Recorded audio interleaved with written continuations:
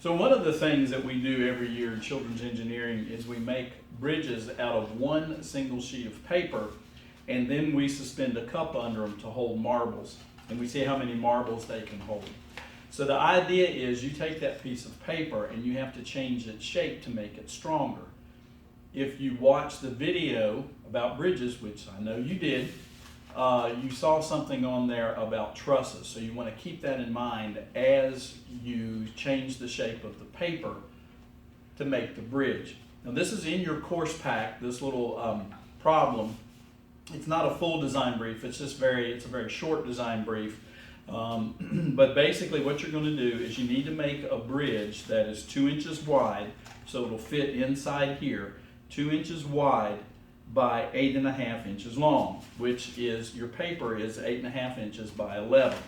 So I took the liberty to make 3 different bridges which kind of reflect what students typically come up with in class. So here's the first one, and you can see that the paper has been rolled, and we're going to put the cup, again, in keeping with one of our themes for children's engineering, we have all this really fancy high-tech testing equipment. I'm using BBs instead of marbles because I lost my marbles, but you knew that. And actually marbles do work better than BBs because you can count them as you put them in. If you had a balance, you could weigh each one and get an average weight and then calculate how much weight the paper bridge actually ends up holding. But because I didn't have enough marbles, we're going to use BBs.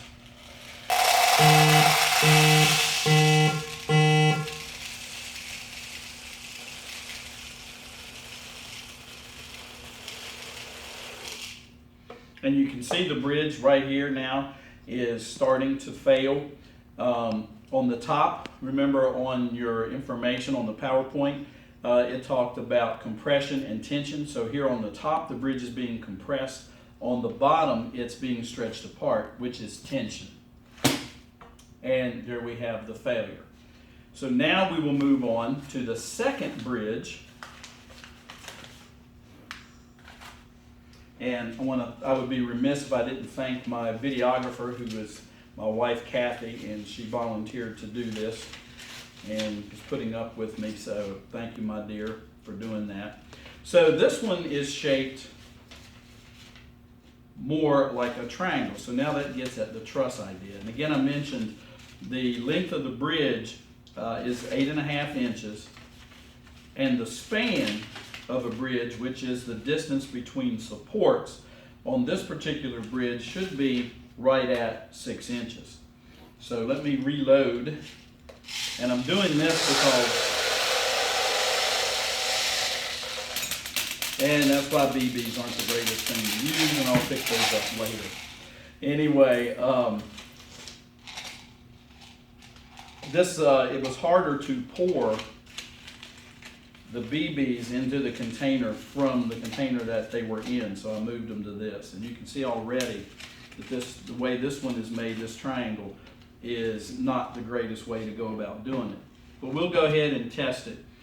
In class, when we tested them, typically a really good bridge will hold at least 80 marbles. Some of them this year held over 100. All right, and you can see there that this one was not as strong. The way to make it stronger would be to make the triangle a little bit smaller, but again, remember it's got to be 2 inches wide, but if you made the triangle smaller, it would probably be much stronger.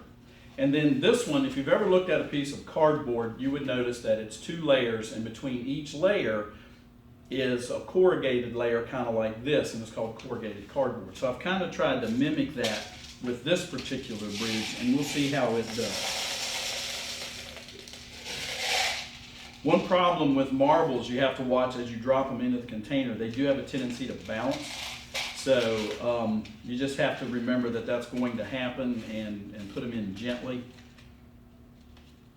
And also, if you don't have wooden blocks like this to use, that's okay. What you could do, you see I've got these books stacked up. You could then take 2 other books and lay them going in this direction 2 inches apart, and then that would still give you the 2-inch width of your bridge for you to test it.